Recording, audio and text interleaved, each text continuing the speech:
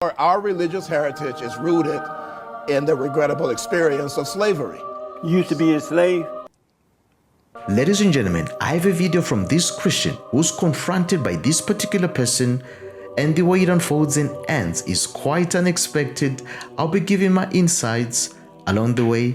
Let's jump in and watch. You are an expert in African American religious thought and history, right? You know, I'm trying to be. Let me say I'm trying to be. What is that? Huh? What is that? African American religious history and thought? African American religious thoughts and history. What is that? Well, it's a study. It's a study of our heritage, our religious heritage, even beginning with our current religious stance and dispositions, but tracing it back through history, we try to discover our roots for the particular understandings of God, Christ, and the Bible that we bring in our current religious experience. Is African American religious thought different from Caucasian religious thought? Oh yes, very definitely. Yes. In what way? Well, for one thing, our religious heritage is rooted in the regrettable experience of slavery. You used to be a slave? Yes, we used to be slaves. You were a slave at one time? No, I was not. I was never. I was born in the 1950s. So slavery was long gone by then. But I still experience the legacy of slavery. How? And the legacy of discrimination. In what way? When I experience barriers that exist simply because of the color of my skin, those barriers are still real. And they still exist. So how did you get to APU and do all that, be the dean and do all that if barriers are in your way? Yeah, that's amazing, isn't it? It's a miracle. That's a miracle. Is it possible because they were not there? At least not from the white folks. That who was not there? Barriers were not there. It was all in your mind. It's not real. Oh no, the barriers were there. The barriers are there even now. Even though I am associate dean and professor of New Testament, there's still some real barriers that you deal with. When will black people know that they are not there anymore? What do white people have to do to say, okay, blacks, we gave y'all everything. Do you want the land? You want the land, then you'll be done? You know, we'll know that these barriers are no longer there when we finally become fully human. And how are you going to do that? By taking eyes? But the eyes of what? In the eyes of white people. So if white people just say to the black, y'all human, would you be satisfied?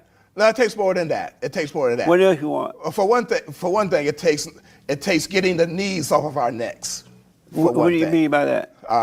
What I mean by that is the end of things like racialized police brutality. When those kind of things disappear. When a young woman can be sitting in her house and not worry about police officers busting the door down. Who that? And shooting her to death. Who are you referring to? Breonna Taylor. Oh, that Taylor girl. Did you know she was dealing with drugs? This is why people need to read the Bible for themselves, ladies and gentlemen. You have to be accountable for yourself, because you can blame someone else on the day of judgment, even if they were teaching the wrong doctrine. You can do that. I mean, 2 Timothy from verse 2:11 says, "Study to show yourself approved unto God, a workman that need not to be ashamed, but rightly dividing the word of truth." It doesn't matter what people think she was dealing with. It doesn't matter what she was dealing with. It doesn't matter that she rented a car where a murder or something Nobody took place. is going to walk into the house of a white woman and shoot her dead. They didn't do that. They didn't do what? They knocked before they went in. The boyfriend, or maybe even her, shot at the cops. No, they didn't just walk in. No, they busted the door down. No, but they didn't just walk. It was a knock, and then they went in. They did not identify themselves as police officers. The young man thought that some other group was breaking in. He shot in self-defense. The drug dealer? They returned fire, and they killed an innocent woman. When you said a young man, are you referring to the drug dealer that you were with? No, I'm referring to her boyfriend. I don't know anything about his background. All I know is that there's no justification for this string of killings of black men and black women for no reason except they make a mistake. Even if they're drug dealers, pushing drugs, criminals, and all that, they don't bring that upon themselves. Okay. As a preacher, hold on. Do they bring that upon themselves by the way they live? Well, white people seem to escape that. That's not what I'm asking you. You know, and there are white drug dealers, there are white gang members, but yet you don't hear of killing after killing after killing of unarmed black men and black women. That's not true. It is true. No, it just. That is the problem. That is what all the protests are about. The protests are not about police engagement with criminals. As a preacher, I got to ask you this. Okay. As a preacher, called by God, sitting in the room, reading the word when God called you. As a preacher, does it matter their lifestyle? Can they possibly bring this upon themselves by the way they live? Lifestyle does not bring murder upon someone. If you're a drug dealer or you're involved in drug dealing and you're doing criminal things, can you bring that upon yourself? A lifestyle can lead to consequences. So is it possible to tell a woman and whomever, Floyd or whatever his name was, brought that upon themselves based on their lifestyle? Is that possible? No, not under these circumstances. Under these circumstances, it was racism that brought that consequence upon her. Do you believe that white people discriminate against blacks? Yes. Do you discriminate?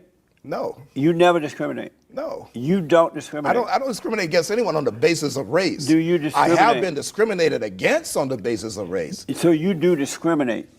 Everybody discriminates. How about you? For example, I prefer to eat chicken rather than pork. That's discrimination. Do you discriminate? Not on the basis of race. Do you discriminate against other people? Not on the basis of racial characteristics. That's what we're talking about. So why did you marry a black woman instead of a white woman?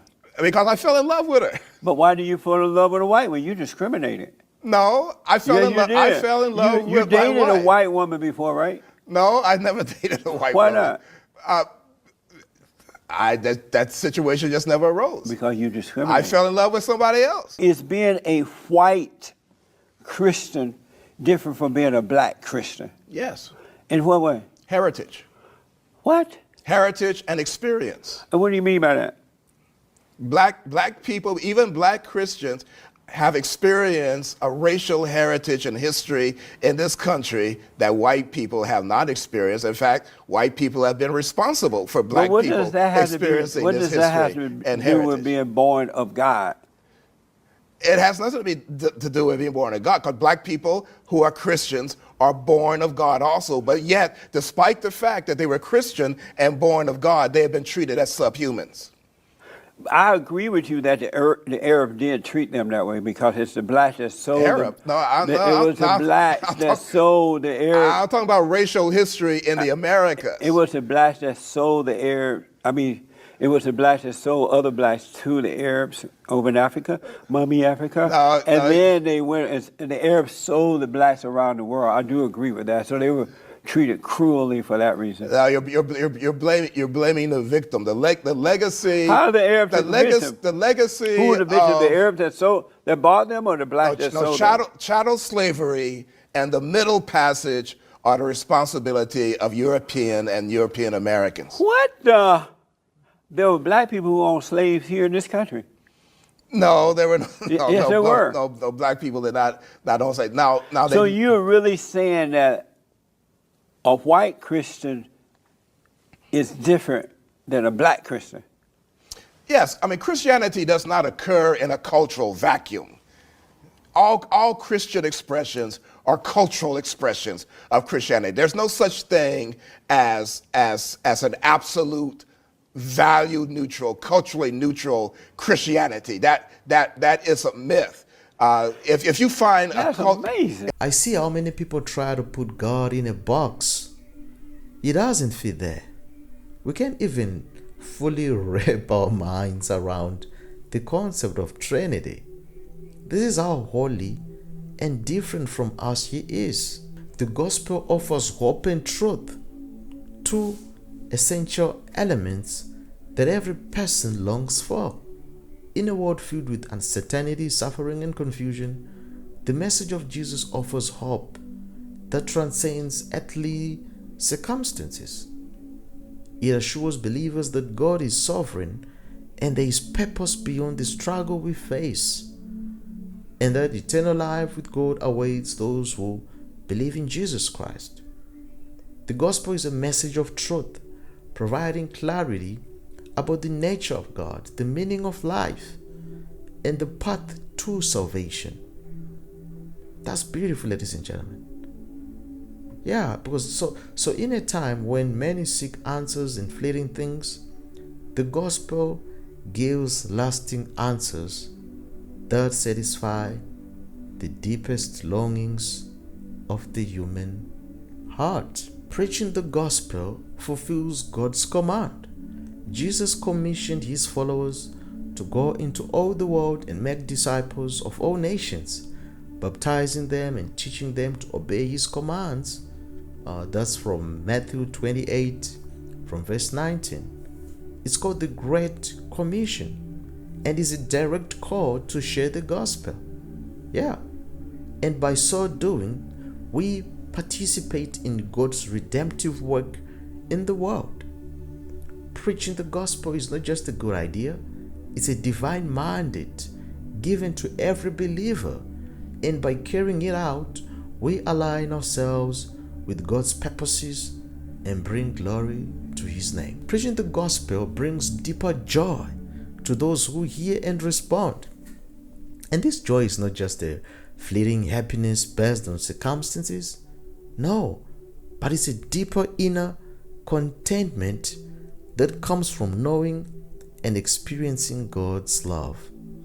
It's a joy that transcends the ups, the downs, rooted in the unshakable truth of who God is and the salvation that he offers, ladies and gentlemen. To conclude, sharing the gospel of Jesus Christ is profoundly positive endeavor that changes lives, ladies and gentlemen. It promotes love, justice, hope, truth, and aligns with God's will. It provides eternal meaning and deep joy to those who receive it. Ultimately, it stands as the greatest gift to humanity, creating lasting impact in the lives of individuals and entire communities, and reflecting God's heart in everything it touches. So, if you enjoyed this video, be sure to click on the next one, and don't forget to like, to comment, and to subscribe. I will see you again next time. Bye for now.